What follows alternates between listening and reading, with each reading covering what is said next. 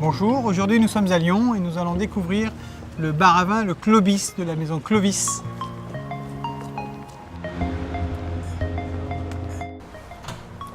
Bonjour Fabrice, Ça va, Clovis? Bienvenue au Clovis. Écoute, ça me fait plaisir d'être là. Moi aussi. C'est gentil, c'est une belle ambiance, disons, c'est superbe. Hein. Merci. C'est magnifique. Donc explique-moi un peu, tu as ouvert quand? J'ai ouvert en décembre 2014. C'est un endroit que j'avais envie de créer depuis longtemps. C'est un échappatoire pour moi d'abord.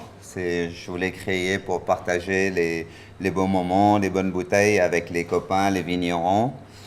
Avec une cuisine improvisée, tous les jours on va au marché, on travaille avec les saisons, il n'y a pas de plat fixe, on est toujours à la recherche des nouvelles idées, c'est ça qui nous passionne.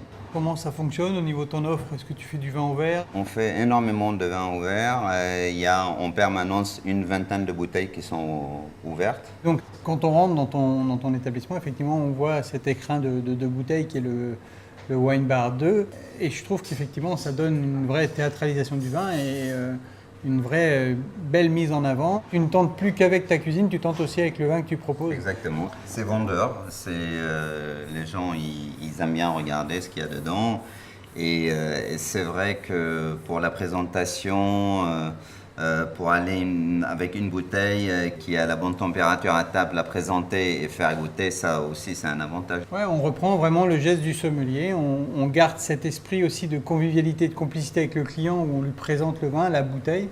Et je pense que c'est un atout supplémentaire effectivement dans la démarche qu'on peut avoir au niveau de la vente de vin ouvert. Et moi ce que j'ai aimé le plus, tu sais, c'est le côté pratique.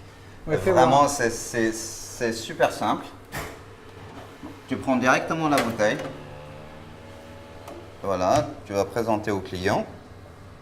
Ça c'est une côte rôtie de chez mon copain Stéphane Augier.